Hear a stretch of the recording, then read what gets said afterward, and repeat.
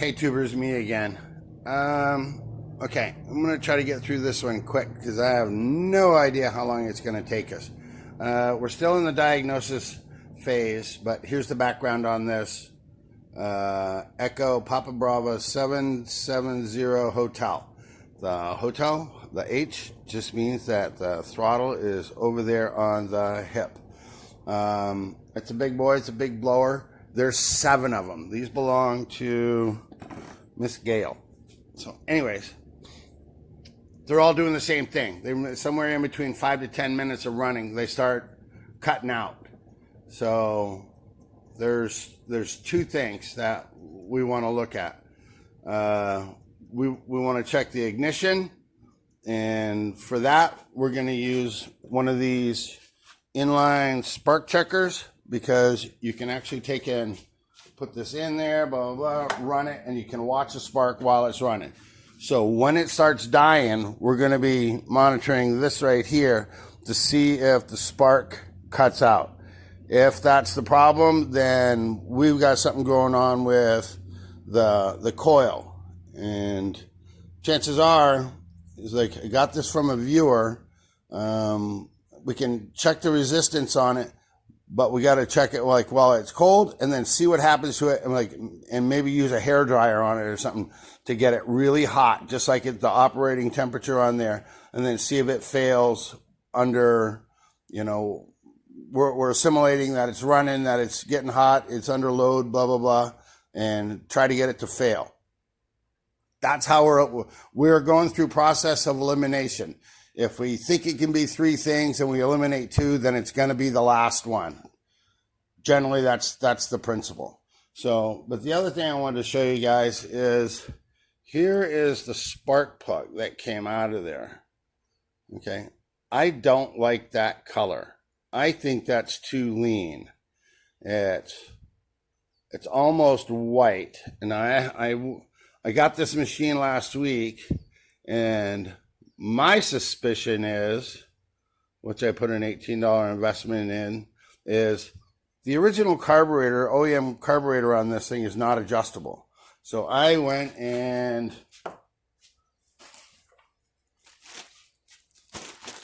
here's part number. This is a kit that I got off of Amazon. PB770 QT leaf blower. Anyways. We got all the fun stuff in here. I'll show you again here in a second.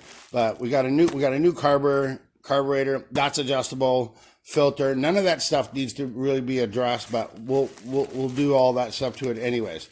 We're trying to figure out what's going on with this one, because I got a funny feeling that that's what's going on with the other 6. There's 7 of these, and they all have the same symptom. So here's the other thing is, the temperature here in Arizona right now is, yesterday it was like 114 degrees in the shade. Well, these things don't operate in the shade. They're out there, doing a parking lot, and the sun's beating down on them. So they are running in extreme conditions, believe you me. I just kind of think if we richen up that mixture, that's going to be it. But I need to eliminate the ignition problem, and I won't know unless I run it and watch it through here. So yeah, there might be a little bit of a lengthy part, but we're all going to find out together. So that's my deduction. That's the way that I'm going to proceed with this. So let's get with it.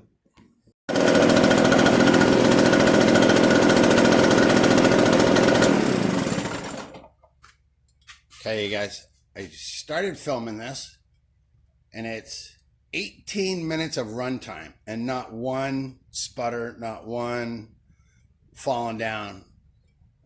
And I think I told you before that these things operate in extreme temperatures. Like yesterday I said it was like 114, and these are going to be out in the sun, and plus they ride around in the back of a truck, so they stay pretty hot anyways when you put them on to go and use them. So I saved you the 18 minutes of the runtime to try to get it to fall down. The temperature right now is only like, it's 6 o'clock in the morning. It's 84 or 85 degrees. So I'm kind of thinking that it's going to be heat related. So there's whatever density, altitude. When it gets to be that hot and the air thins out, you can't adjust it. We saw the color of the spark plug. I'm going to go and switch out that carburetor, and I'm probably just going to have to wait until this afternoon. Actually, you know what? I'm not going to do the carburetor until it gets hot as hell out. And then I'm going to run it when because it's supposed to get to like, I'm going to say 108 today. So I'll wait till then. I'm going to run it and try to get it to fall, you know, for it to stumble when it's running at operating temperature and all that stuff. Then I'm going to switch out the carburetor and see if I can't richen it up and see if that makes the problem go away. But just by using that spark checker, I'm going to have to show you at least a little bit of that. That there is no problem. I'm just, right now, after 18 minutes of running, I'm just burning up gas. So start it up, let it run for a second. You can see how it glows in the spark checker.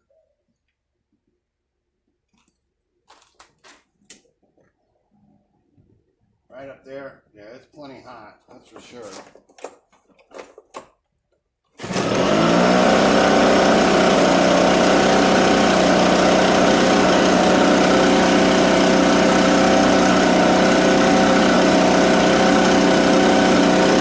Okay, what you're seeing, it shows that it's blinking, but it's not. What I see over there, hold on. That's just the camera doing that. It's a steady glow right now.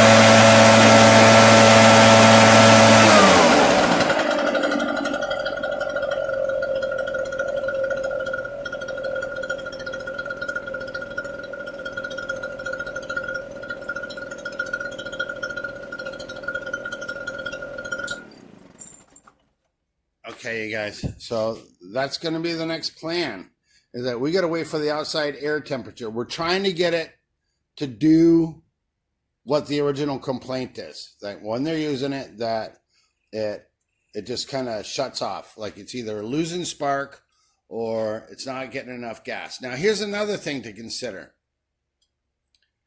And I'm a pilot. And I don't know if you know, like little small Cessnas and stuff like that, like you have an adjustable carburetor. So the higher you go up, the leaner the mixture that you do. That's why, like, the higher you fly, the more efficient it is, because you get to take and lean out the mixture that's commensurate with the thinness or the thickness of the air. The higher you go, the thinner the air. Also, the hotter the day, the thinner the air. Also, if you're running the low octane gasoline, with these things being so hot, you can get pre-ignition on it, and that it'll actually fire during compression and not wait for the spark. So always, like, especially in hot weather, you want to run high test, whatever that is, like 91, 93 octane. So anyways, guys, this is it for right now. I'm going to have to wait about, I don't know, 6 or 7 hours, come back, and then we're going to do this again. We got to get it to fail. And that's the only way it's going to work. So it is what it is. All right, but we'll talk at you here in a little bit. Okay, guys, so it was doing the sputtering thing, and of course, 106 degrees of heat, and the camera shut down, or it's lost, whatever. I'm not worried about it. So anyways, new carburetor comes with that piece. I'm going to show you that part number again. Right there. You just undo these 2 screws. Right there. Take that piece out. Install the new carburetor. It goes like this down there. Let me try to turn on the torch, see if that helps. Nah, not really. The reason why we're putting that carburetor on there is you see that little hole right there at the end of my thumb? That's normally like where the adjustment screw is for giving it more gas or leaning it out. Here, I'll show you. Sorry, I hit the power button. So anyways, inside, now when you look inside the carburetor, here's where you put your screwdriver through. You look all the way over there. Now it has the adjustment screw. I'm going to take and do it counterclockwise, making it full rich. You'll hear the engine slow down. Then I'm going to count how many turns I have to make it go all the way lean. That's clockwise. So if it takes 1 turn, then I'm going to back it up and go do a half a turn and leave it right in the middle. Okay? So that's what I'm going to do. Put you back on the tripod. You can see what I'm doing. Even though it has to have that adjustability. When it's 114 in the shade, it just has to have it. Okay, I got to back you up just a hair because it's leaning on it'll vibrate you right off. Doggone it. Okay. There we go. All right, let me start it. Turn it on. It has the carb, little choke.